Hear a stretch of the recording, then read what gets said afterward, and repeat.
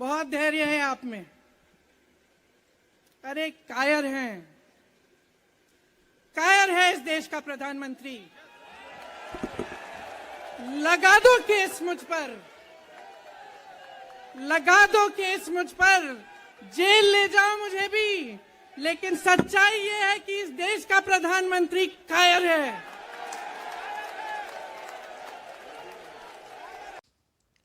नमस्कार दोस्तों।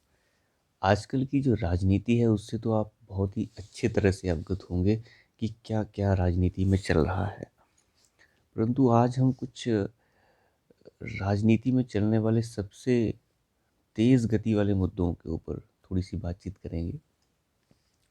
दोस्तों, पिछले लगभग 3-4 दिन से हम देख रहे हैं, जब से राहुल गांधी की सदस्यता चली गई है उसके बाद से घटनाक्रम बहुत जल्दी बदला है।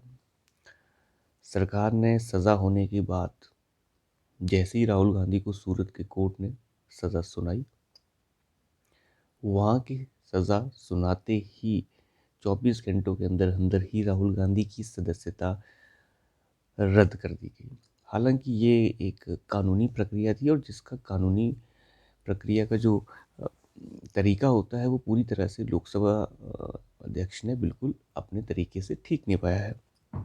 परंतु हालांकि इस पूरी की पूरी कार्रवाई को मोदी की कार्रवाई का रूप देने की कोशिश जो है सभी के सभी विपक्षी नेता करना चाह रहे हैं। हालांकि ये सारी की सारी एकता कब तक साथ रहेगी और कब तक एकता के साथ ये बंधे रहेंगे इसका कुछ पता नहीं है। परंतु फिलहाल वो सभी यही चाह रहे हैं कि ये सारी की सारी एकता जो है मोदी के खिलाफ रखी जाए। कुछ कह नहीं सकते कि वो कब तक रहेगी।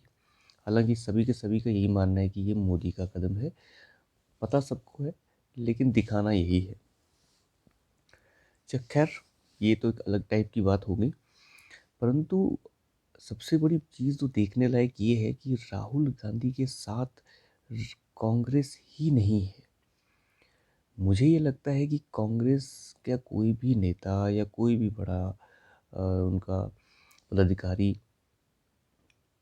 उनकी बहन, उनकी माताश्री, कोई भी, मुझे नहीं लगता कि वो पूरी तरह से कोई उनके साथ है। हो सकता है कि उनके साथ खड़े हैं, परंतु ऐसा बहुत सारी चीज़ों से देखने को मिला है कि वो लोग उनसे अब पल्ला झाड़ने के चक्कर में हैं। मुझे नहीं लगता कि राहुल जैसी एक वाहियात टाइप की आलू की बोरी को कोई और ज़्यादा दिन तक जो है अपने कंधे पे ढो सकता है। कल परसों जब राहुल की प्रेस कॉन्फ्रेंस हुई जिसमें ये पूछा गया कि आप किस तरह से जो है अपनी बात रखना चाहते हैं तो आप बात रखिए, अगर आपको जो है पार्लियामेंट से जो है निष्कासित कर दिया गया तो आप बताइए आप। तो राहुल गांधी ने आते ही कहा कि 20,000 करोड़ जो अदानी को मिले शेल कंपनियों के द्वारा वो किसके हैं। 2014 से पहले वो कहते थे कि अंबानी को ये 20,000 करोड़ मिले थे या 30,000 करोड़ मिले थे। कुछ भी, किसी भी बात का कोई आधार नहीं था। फिर वो कहते हैं कि जी अडानी को ये पैसे मिले, कहाँ से मिले। मोदी जी इसके बारे में बताइए, आपका उनके साथ रिश्ता क्या है, आप ये बताइए। आप उनके जहाज़ में घूमे, मैंने फ़ोटो दिखाई थी, उसका भी कुछ नहीं हुआ। ये है वो है, इधर उधर की बातें जिनका कोई आधार नहीं है। बहुत से पत्रकारों ने उनसे जब सवाल किए तो उन्होंने उलट फेर करके सवाल उन्हीं के मुंह पे दाग दिए और उन्हीं की बेइज्जती उन्हीं के मुंह के सामने कर दी। इसमें एक नाम राजदीप सरदेसाई का भी है। तो ये एक तरह की चाटुकारिता की पराकाष्ठा है और कुछ नहीं है। आप ये देखिए कि राजीव सरदेसाई जैसे लोग जो उनके आगे पीछे घूमते रहे, उन्हें आज मिला क्या है? एक बहुत बड़ा तमाचा और बेइज्जती। इसके सिवाय उन्हें कुछ नहीं मिला है। तो मैं सिर्फ इतना कहना चाहता हूँ कि राहुल गांधी के साथ जो है क्यों कोई नहीं है। जब उन्हें एक मौका मिला है अपनी प्रेस वार्ता में आके अपनी बात को आगे रखने का, तो वो कह रहे हैं अंबानी को 20,000 करोड़ मिले हैं, सॉरी माफ़ कीजिएगा, अडानी को 20,000 करोड़ मिले हैं। अब माफ़ भी क्या कीजिएगा, देखिए किसी न किसी को तो राहुल गांधी पैसे दे ही देते हैं, चाहे वो अडानी को दें, अंबानी को दें, कल को टाटा को दे देंगे। अब देखिए 20,000 करोड़ कुछ भी, मतलब न जिसका कोई आधार है न कुछ है, कुछ भी कह सकते हैं। चलिए खैर ये बात तो हुई। उसके बाद जब उनसे सवाल किया गया कि आप अपनी लोकसभा जो आपकी सदस्यता है वो चली गई है, इसके ऊपर आप क्या कहेंगे, आगे आप किस तरह से अपनी जो कानूनी लड़ाई है लड़ेंगे। तो फिर वो कहते हैं जी इसके लिए तो आपको हमारे किसी कानूनी या फिर जो हमारी लीगल टीम है वो बात करेगी। मुझे ये नहीं समझ आता कि उस लीगल टीम में कौन कौन है। आपके पास अंबार है, फौज है बहुत सारे वकीलों की, और आप यकीन मानेंगे प्रेस कॉन्फ्रेंस के दौरान भी वो वकील वहीं पे थे, मनु सिंघवी वहीं थे। अगर मनु सिंघवी वहीं थे तो वो वहाँ पे जवाब दे सकते थे। बार बार ये कहना कि लीगल टीम ही जवाब देगी, तो वो लीगल टीम है कहाँ, और वो लीगल टीम पिछले 3-4 दिन से कर क्या रही है। यही चीज़ें शक पैदा करती हैं कि ये लीगल टीम कुछ करना ही नहीं चाहती। मुझे तो लगता है सारी की सारी लीगल टीम, जिसमें चिदम्बरम से लेके मनु सिंघवी तक जैसे लोग हैं, इन सभी ने अंदर खाने ही ये सोच लिया है कि अब इस बोरी को अपने कंधे पे और नहीं ढोना है, इसे धीरे धीरे जो है उतारना शुरू करो, क्योंकि इस बोरी को अगर और ढोएंगे तो वो बर्बाद हो जाएंगे। आप मुझे बताइए, प्रेस वार्ता हो रही है, राहुल जी कह रहे हैं अडानी को 20,000 करोड़ दे दिए, पता नहीं कहाँ से आए, किधर से आए, मोदी का रिश्ता क्या है उनसे, बताइए। और बगल में बैठे हैं अशोक गहलोत और छत्तीसगढ़ के मुख्यमंत्री। अब अशोक गहलोत बैठे हैं, बगल में छत्तीसगढ़ के मुख्यमंत्री हैं, उसके बगल में मनु सिंघवी हैं। वो हताश नजर आ रहे थे, वो अपना मुंह छुपाते जैसे नजर आ रहे थे। अब जब आप अशोक गहलोत को ये कह रहे हैं उन्हीं के सामने, प्रेस के सामने, कि अगर इन्होंने चोरी की होगी, इन्होंने पैसे लिए होंगे, तो इनको जेल में डालिए, तो गहलोत साहब तो हैरान थे कि ये आदमी किस किस को जेल में डलवाएगा। जो मुंह में आता है वही बोलता है। ऐसा लगता है जैसे इस आदमी को जो है वर्बल डायरिया हो गया है, कुछ भी कहता है, इसे समझ ही नहीं आती कि वो कहना क्या चाहता है। तो मेरा मानना यह है कि कांग्रेस ने अंदर खाने, कांग्रेस के जितने भी बड़े नेता हैं या जो अभी कांग्रेस के कोई पदाधिकारी हैं, चाहे वो सीएम हो, चाहे वो लोग जो कांग्रेस में अपना राजनीतिक भविष्य अगले 10 साल या 20 साल के लिए देखते हैं, वो ये मानते हैं कि ये जो डिसीजन हुआ है ये बहुत अच्छा हुआ है। राहुल गांधी अगर कांग्रेस से चले जाते हैं तो उनका राजनीतिक भविष्य आगे अंधकार में कभी नहीं आएगा। बाकी जो लोग कांग्रेस में अपना भविष्य नहीं देखते हैं, अपना राजनीतिक भविष्य उन्हें नहीं नज़र आता, तो वो पहले ही जा चुके हैं, चाहे उसमें ज्योतिरादित्य सिंधिया हों, चाहे हेमंत बिस्व शर्मा हों।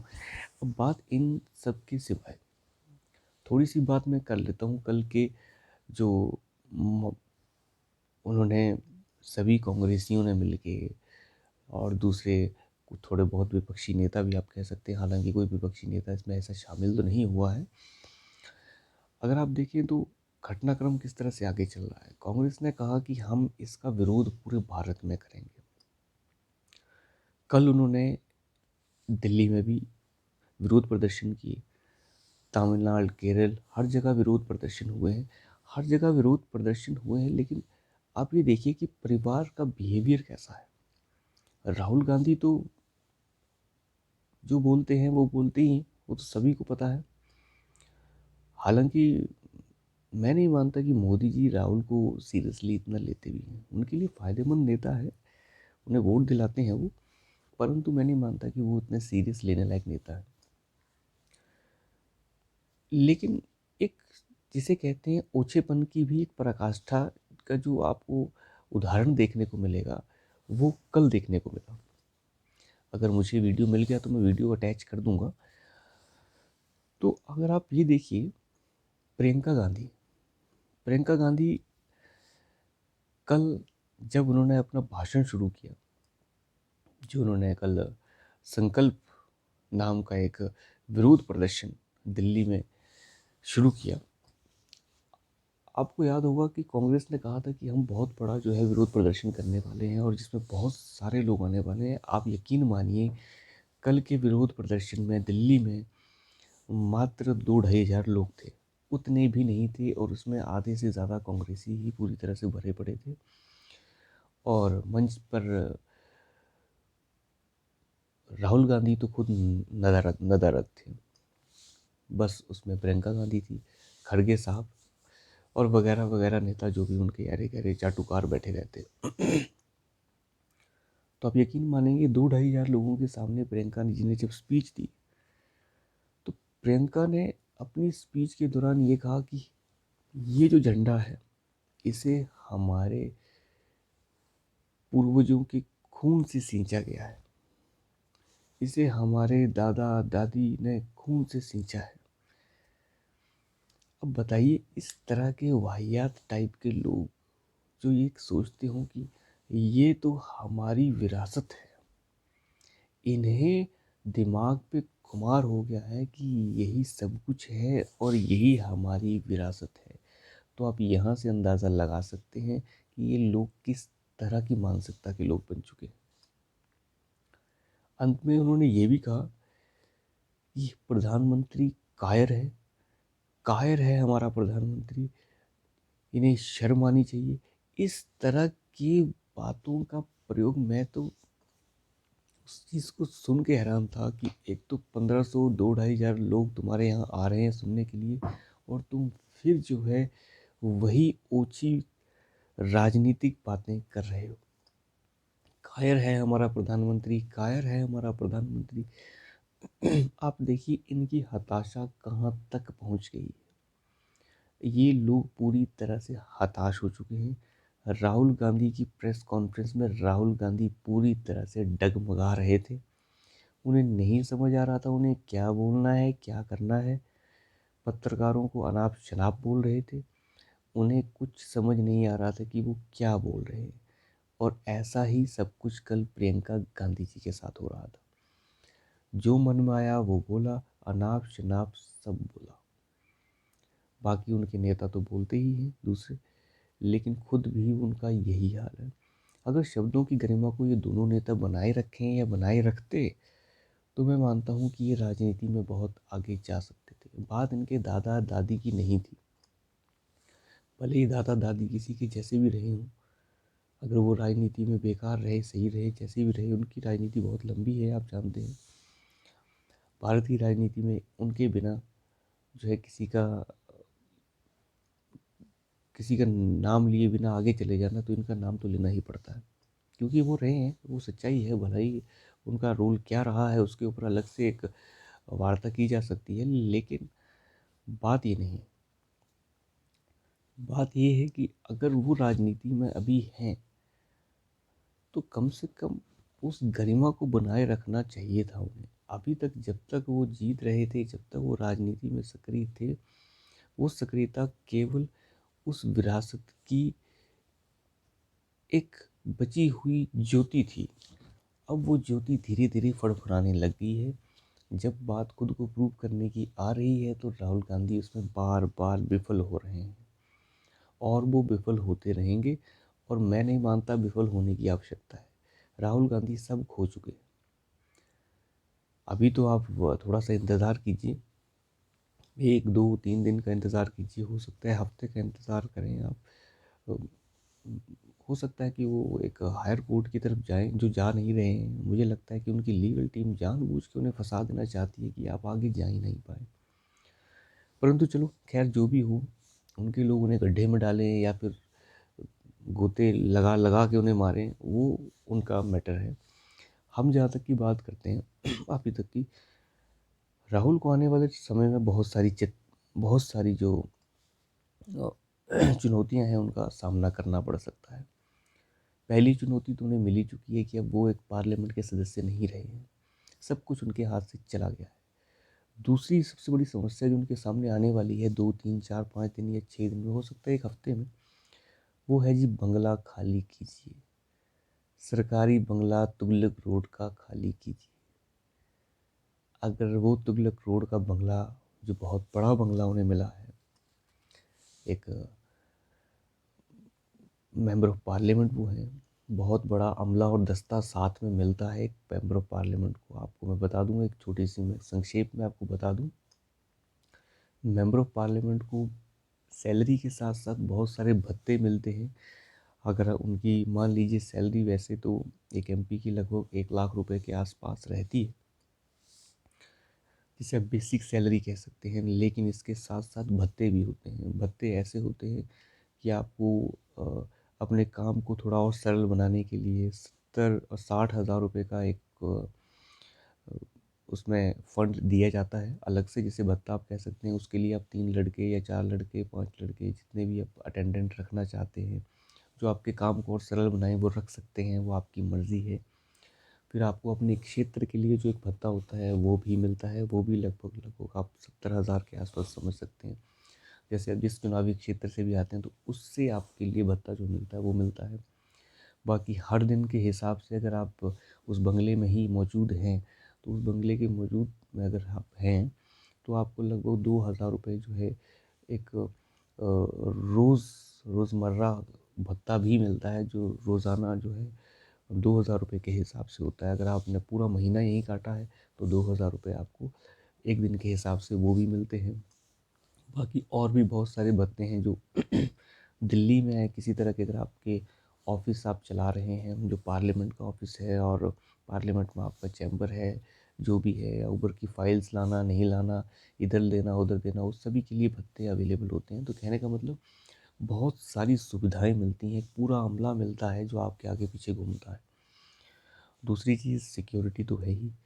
तीसरा, बहुत सारे सुविधाएं और भी हैं, जैसे बंगला तो इसमें से शामिल ही है, जो बहुत बड़ा बंगला है, और साथ में बहुत सारी मेडिकल एड्स भी दी जाती हैं। तो ये सब कुछ फ्री है। जब ये सब कुछ छिनता है जो आज तक कभी छिना नहीं, अपनी माँ से अलग रहते हैं वो, अब जब ये सब छिनेगा तो एक गांधी परिवार का जो सेंस ऑफ एंटाइटलमेंट है, ये मिट्टी में मिल जाएगा। और आप यकीन मानिए दोस्तों, ये सेंस ऑफ एंटाइटलमेंट जब मिट्टी में मिलेगा, उस समय ही गांधी परिवार का अंत हो जाएगा। उन्हें ये एहसास हो जाएगा कि हम कहाँ हैं, और ये एहसास मोदी जी ने शायद, पता नहीं, आप ये मान सकते हैं कि उनका जो भी काम करने का तरीका हो मोदी जी का, मैं ये नहीं कहूँगा कि सब कुछ सरकार की तरफ से ही हो रहा है, परंतु कुछ तो विधि का विधान भी है, और कुछ तो मोदी जी का लक भी है, और शायद अब थोड़ा देश का लक भी ऊपर उठ गया है। तो इस तरह के जो गैर जिम्मेदाराना नेता हैं, उनका अंत होना तय है और होना भी चाहिए। ये जो गांधी नाम का जो एंटाइटलमेंट लेके ये लोग घूम रहे हैं, इनका अंत बहुत ज़रूरी है। तो इस अंक के लिए इतना ही। दूसरे अंक में दूसरी वीडियो के साथ फिर प्रस्तुत होंगे। नमस्कार।